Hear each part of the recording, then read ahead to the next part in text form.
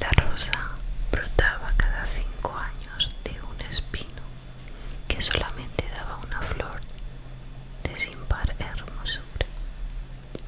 El ruiseñor se posaba en sus ramas, entonando las melancolías más hermosas que pudieran escuchar los hombres.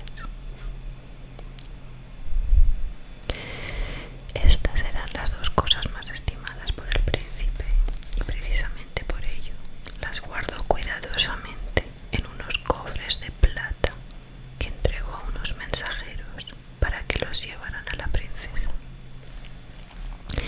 «Llevadlos a la hija del emperador», dijo a los mensajeros, «y pedidle que me acepte por esposo». Pero la princesa no sabría apreciar la delicadeza y generosidad del príncipe, ya que era tan caprichosa como atolondrada. Cuando llegaron los cofres de plata, la princesa estaba jugando con sus damas a la gallinita ciega. Se puso muy contenta al oír a los mensajeros que un apuesto príncipe la pedía por esposa y le enviaba dos preciosos regalos. «Oh», palmoteó la princesa caprichosa, «espero que el cofre tenga un pequeño gatito». El mensajero abrió el cofre y apareció a la vista de todos una rosa maravillosa.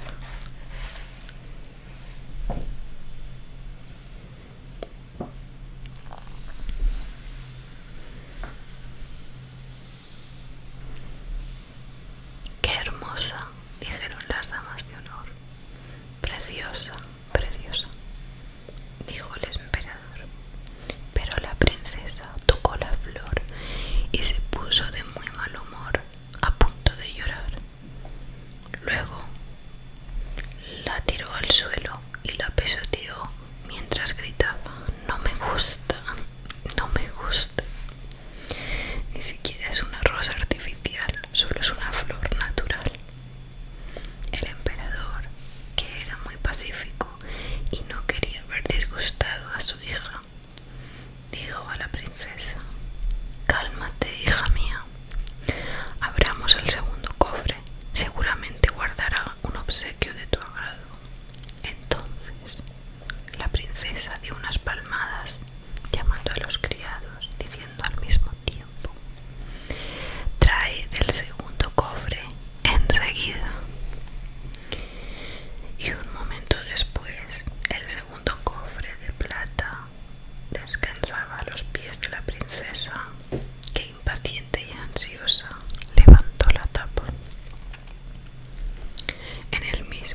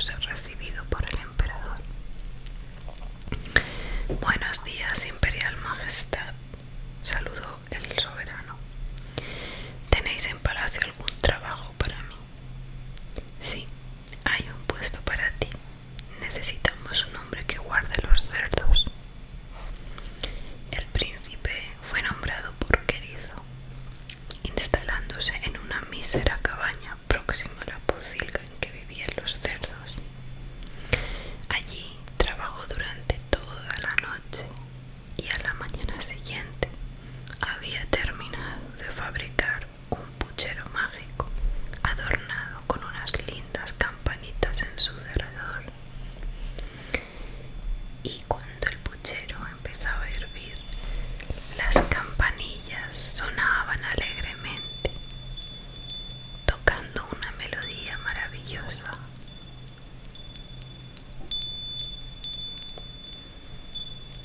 Y aún tenía otra cualidad curiosísima aquel puchero mágico. Quien ponía su dedo al humo que despedía podía oler la comida que en aquel momento se estuviera guisando en cualquier cocina de la ciudad. No tardó mucho tiempo en pasar cerca de aquel lugar la princesa, acompañada de sus damas, y al escuchar la musiquilla del puchero se detuvieron todas. «Oh, es mi melodía preferida», exclamó la princesa, y añadió dirigiéndose a una de sus damas: «Vete y pregunta al porquerizo cuánto quiere, a cambio de su puchero mágico». «Sí, Alteza», respondió la dama,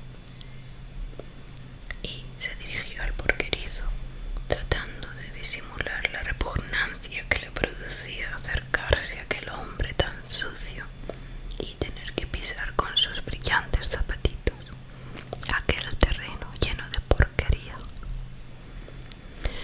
«¿Cuánto quieres por tu puchero?», le preguntó. «Bailar con la princesa una polca de media hora», contestó el porquerizo. La dama volvió junto a la princesa y no se atrevía a decir la extravagante pretensión del porquerizo. «Tan extraordinario es lo que pide», dijo la princesa. «Pues dímelo al oído». En cuanto la dama comunicó a su señora el mensaje del porquerizo, la princesa hizo un gesto de desprecio y exclamó muy enojada: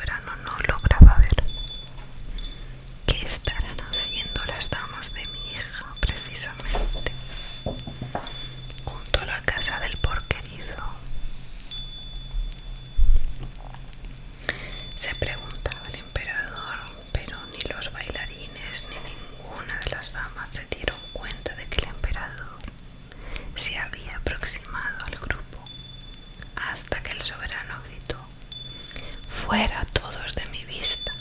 Y tú, añadió dirigiéndose a la princesa, te casarás con ese hombre y no entrarás jamás en mi palacio. Desde este momento ya no te considero hija mía. Qué disgusto tan enorme recibió la princesa. Ay, se dolía la muy infeliz. La culpa es mía por no haberme querido casar con el príncipe. Y ahora tendré por esposo a este sucio porquerizo. Pero quieras que no, la princesa hubo de casarse con el porquerizo y vivir con él en su choza, al lado de la pocilga.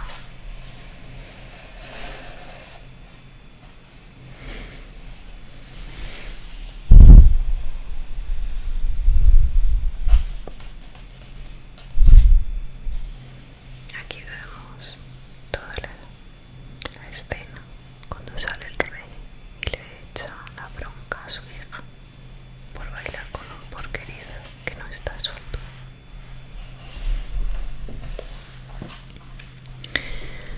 Las primeras semanas la pobre princesa no cesaba de llorar su desventura, pero su marido la trataba bien, sin miramientos, y la obligaba a preparar la comida, a limpiar su vivienda, la pocilga y sus alrededores.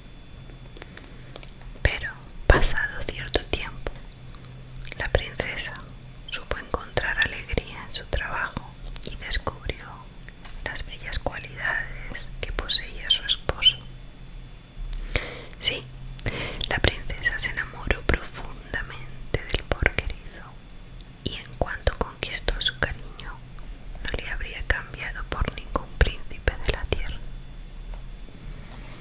El emperador supo por sus servidores la gran transformación operada en su hija y ardía en deseos de llevarla nuevamente al palacio. Pero ¿cómo podría admitir al porquerizo como yerno suyo? Muchas veces se sentía pesaroso de haber tomado una resolución tan extremada en un momento de mal humor, hasta que un día el porquerizo dijo a su esposa: ponte tu vestido de princesa, me gustaría verte como el día que te conocí.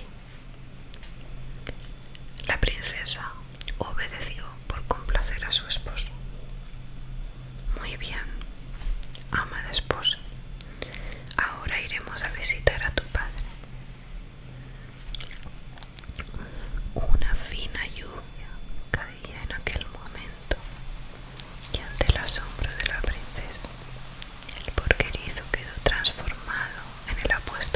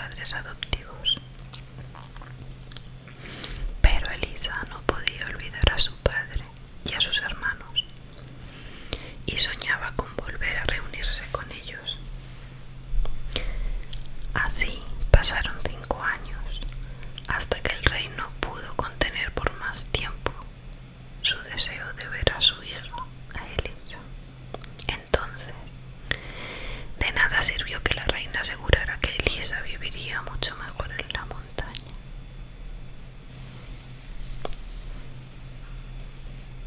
«Traed a mi hija», ordenó el rey. «Ha estado fuera 5 años y ya no volveré a separarme de ella». Elisa fue llevada al palacio, pero la belleza deslumbrante de la joven hizo que su madrastra la odiase más que antes, y, no atreviéndose a desobedecer al rey, cogió 3 sapos embrujados y... «Tú», le dijo al primero, «siéntate en su cabeza y haz que sea una joven triste». «Tú», ordenó al segundo sapo, «bésala en la frente y conviértela en una criatura repugnante». «Y tú», encargó al tercer sapo, «ponte junto a su corazón y hazla perversa y egoísta».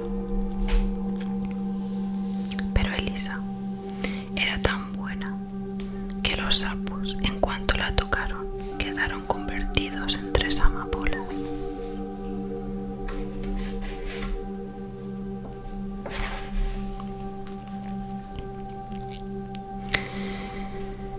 Viendo que no podía hacer daño a Elisa, la reina aprovechó que la princesita estaba dormida para oscurecer la blanca piel de la princesa con jugo de nuez.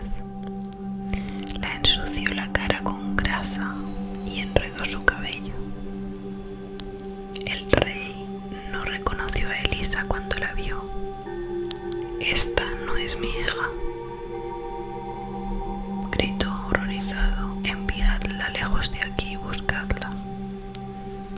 Y la pobre Elisa hubo de salir nuevamente del palacio, vagando por el bosque. Allí encontró un riachuelo, donde se lavó la cara, se peinó, volviendo a recuperar su natural belleza. Más adelante tropezó a una viejecita que recogía las cerezas que habían caído de los árboles. «Por favor, señora», preguntó Elisa, «¿ha visto por casualidad a 11 príncipes?» «No», contestó la viejecita, «pero ayer vi 11 cisnes reales que llevaban coronas de oro y nadaban por este arroyo hacia el mar». Dando las gracias a la anciana por su valiosa información, Elisa continuó andando sin apartarse del curso del riachuelo hasta que llegó al mar. La playa estaba solitaria y por más que Elisa miró por todas partes, no pudo ver a los 11 cisnes de los que le había hablado la anciana. De pronto, sobre las aguas del mar, vio 11 plumas blancas que brillaban al sol, y poco después oyó el vigoroso aletear de 11 cisnes que volaban sobre las aguas hacia la orilla.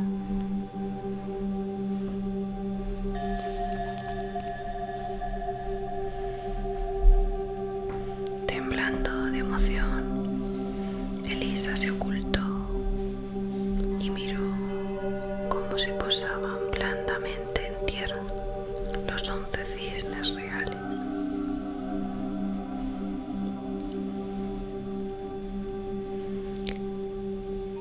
Eran unas aves magníficas, con grandes y potentes alas, y tenían un porte majestuoso, con largos y blancos cuellos extendidos.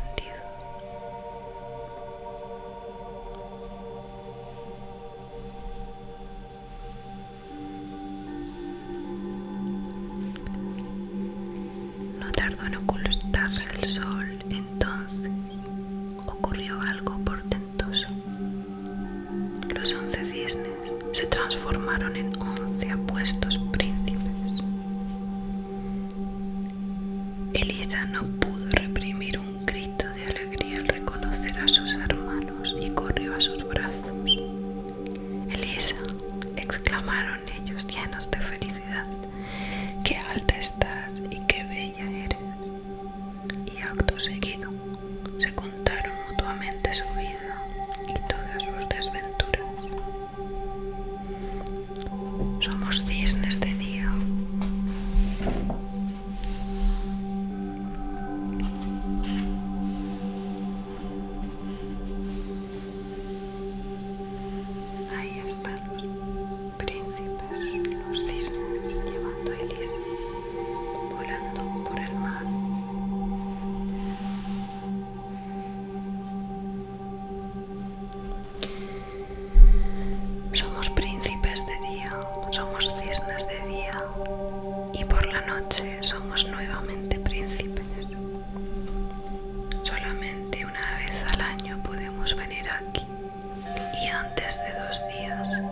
hemos de volar a lejanas tierras a través del mar.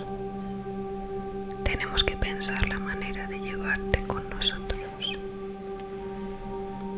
Y pasaron aquella noche y la siguiente tejiendo juncos, de modo que confeccionaron una fuerte hamaca.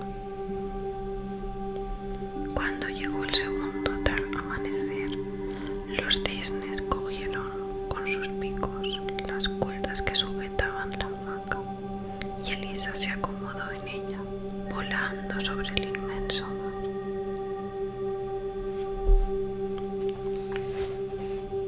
Corresponde a esta ilustración.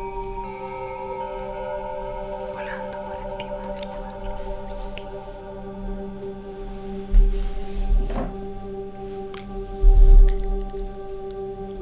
Volaron durante todo el día y al atardecer buscaron una roca para pasar la noche.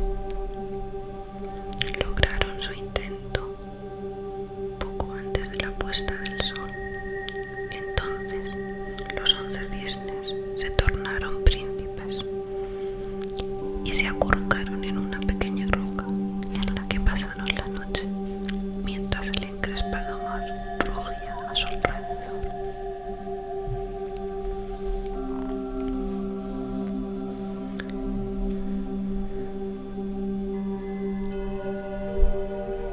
Llegó el nuevo amanecer y los cisnes llevaron a Elisa a otra lejana tierra, junto a un bello bosque. Allí se durmieron mientras Elisa suspiraba. Ay, si yo pudiera romper el hechizo. Y un hada surgió ante ella y le dijo: ¿ves esas ortigas? Has de cogerlas con tus manos, aunque te pinchen y te quemen. Písalas con tus pies desnudos y con el hilo que de ellas obtengas tejerás 11 camisas para tus hermanos. Así quedará deshecho el maleficio.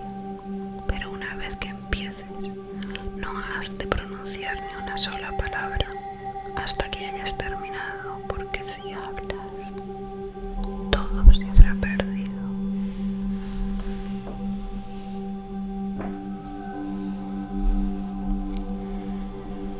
Elisa comenzó inmediatamente su trabajo recogiendo muchas ortigas y pisándolas con sus piececitos desnudos, tejiendo el hilo. Elisa soportó alegremente el dolor pensando en sus hermanos. Trabajó incansable toda la noche y continuó su tarea al día siguiente. Después fue a recoger más ortigas. Después se oyó un cuerno de caza y ladridos de perros. Elisa se ocultó, pero poco después era descubierto por el joven rey de aquel territorio, quien se enamoró de la joven apenas la vio.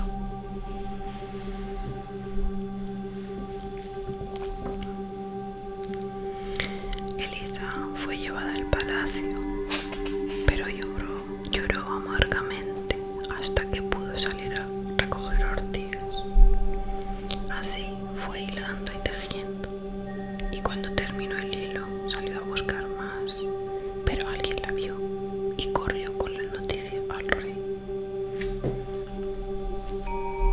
El joven rey amaba mucho a Elisa, pero cuando la vio recogiendo las ortigas en el cementerio mientras las brujas la rodeaban, pensó que era otra bruja.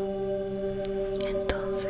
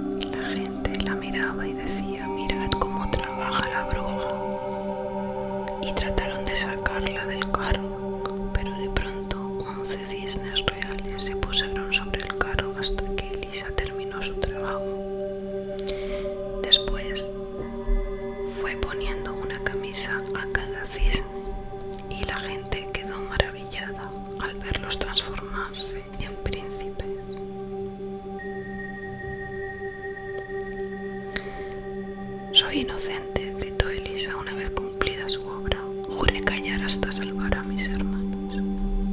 Y los 11 príncipes contaron lo sucedido, admirando el heroísmo de la princesa. El rey pidió perdón a Elisa y la princesa le perdonó de todo corazón. Poco después se casaron y los 11 príncipes volvieron junto a su padre, que vivía solo, pues su malvada esposa había muerto ya.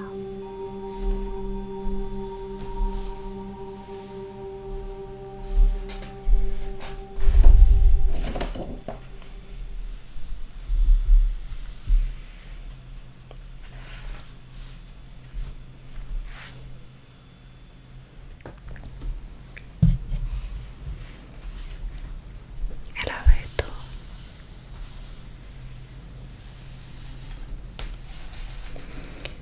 Aquí se pueden ver niños en un bosque jugando, buscando setas. Parece un bosque en Austria o Alemania, pues este niño lleva el típico sombrero tirolés. Aquí hay un erizo, una liebre, unos ciervos, ardillas.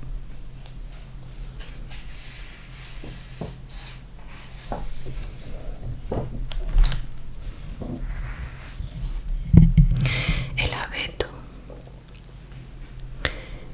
Había una vez un joven abeto, tan bello como chiquitín.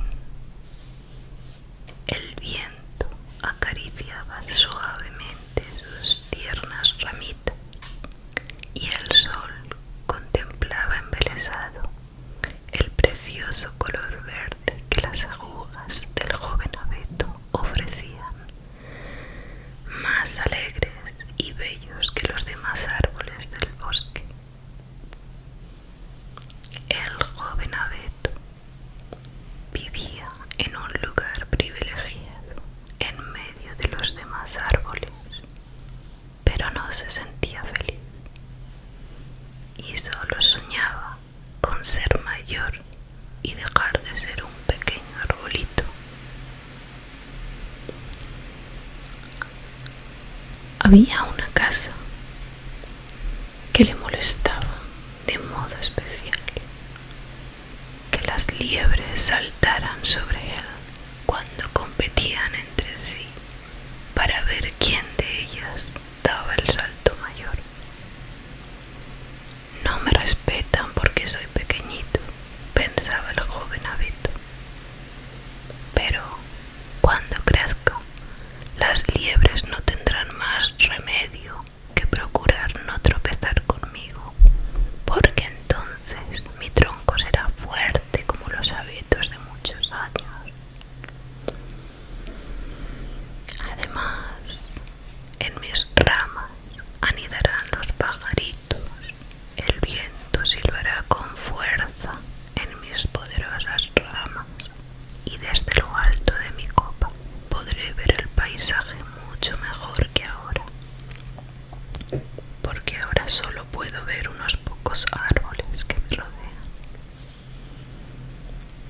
Sí, el joven abeto se sentía triste porque era joven y se sentía humillado cuando algún pajarillo u otro animal le saludaba llamándole joven abeto, y también cuando los niños que recorrían el bosque se detenían ante él y le decían en tono cariñoso: qué pequeño y qué bonito es.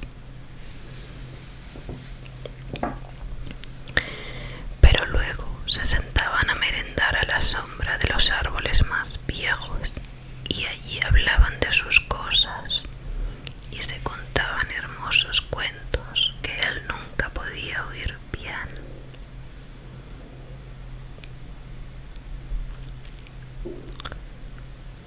También le disgustaba que los pájaros, después de viajar por todo el mundo, fuesen a anidar siempre en los árboles más altos. Qué envidia le daba oír a las aves viajeras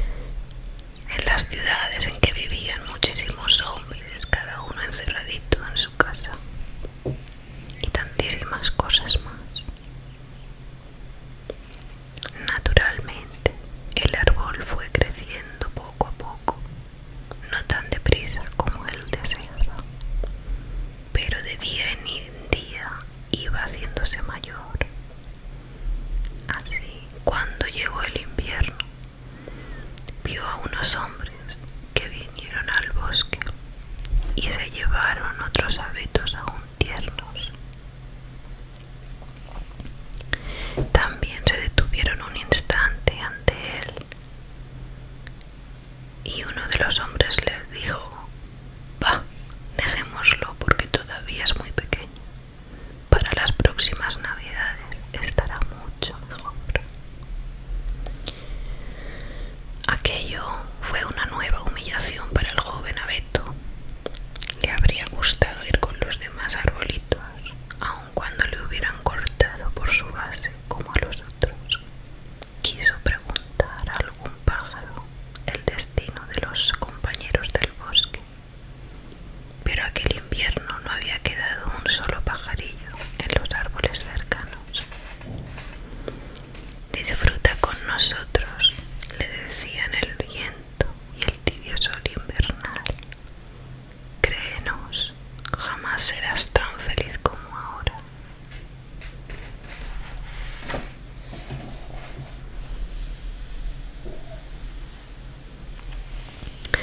Unos meses después volvieron los hombres con sus hachas y comenzaron a derribar los árboles más corpulentos.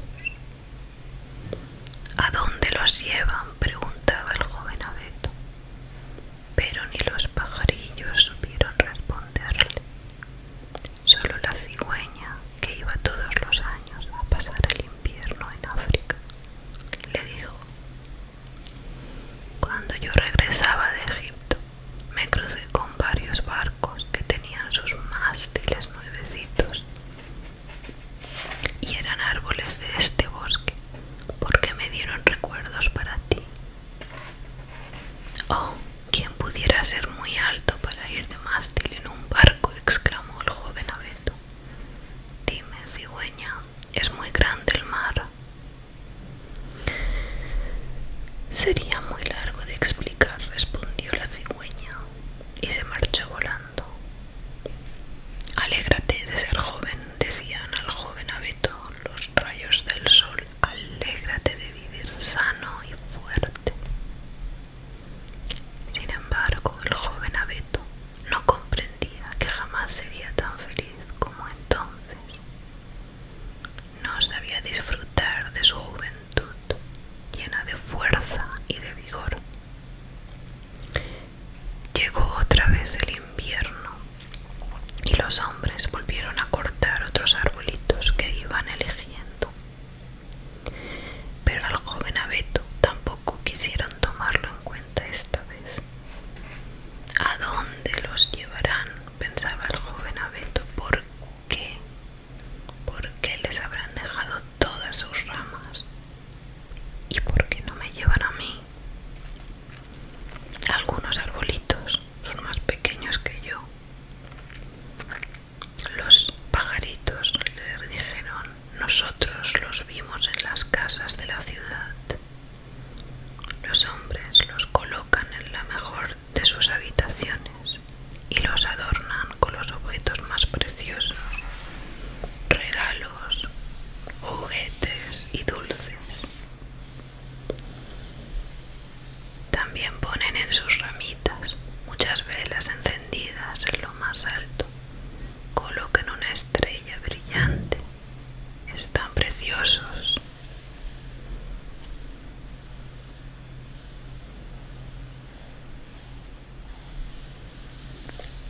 Y después no vimos nada más, pero todo era maravilloso.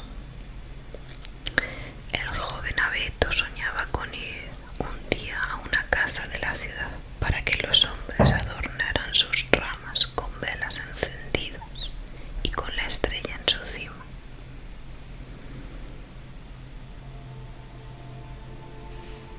Por fin, en el siguiente invierno, llegaron unos hombres y fue nuestro joven abeto el primer arbolito que cortaron. El joven abeto sintió que un fuerte hachazo llegaba hasta su médula y cayó a tierra desmayado y dolorido, sin ninguna ilusión por el brillante destino que le esperaba. Luego lo depositaron en el fondo de un carro y muy pronto fueron colocando sobre él más y más arbolitos. Se sentía agobiado por tanto peso y sin recibir las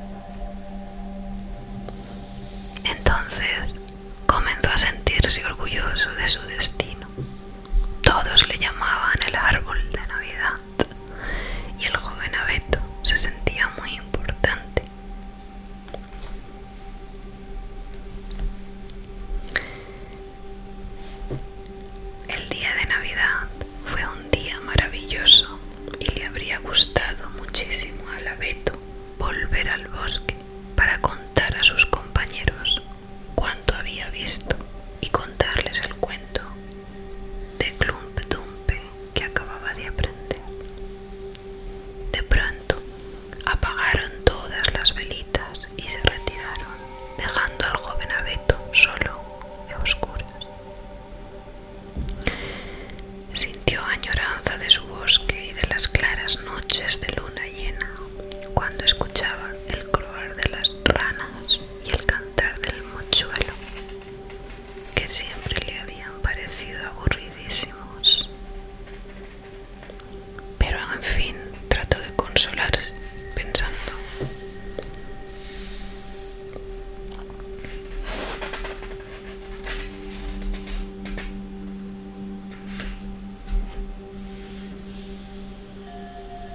aquí vemos el abeto con los niños el día de Navidad.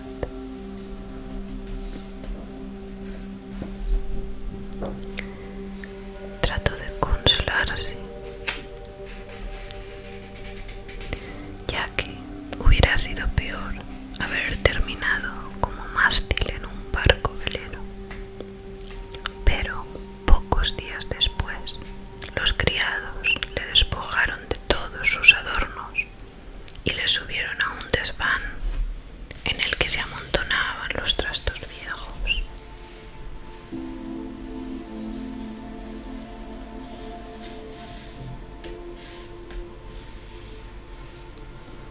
El joven abeto se sintió triste. De su pasado esplendor solo le quedaba la brillante estrella de hojalata. Y los únicos que charlaban con él fueron unos ratoncitos que le hacían muchas preguntas y le escuchaban con paciencia cuando él contaba su vida en el bosque y en el lujoso salón. Pero nada de aquello entusiasmaba a los ratoncitos, ni siquiera cuando el joven abeto les contó el cuento de Clumpe Dumpe. ¿No sabes algún cuento de despensas, de queso y de tocino? A ver si recuerdas algún cuento de estos, que son los que nos gustan, viejo abeto. Yo no soy viejo, se incomodó el árbol. Lo que sucede es que he crecido muy deprisa.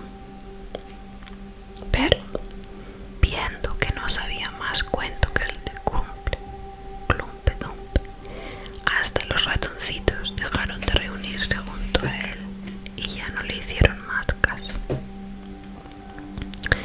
Estuvo así bastantes días, aburrido, recordando con pena los felices días en que vivía en el bosque, y únicamente se preguntaba qué harían con él después.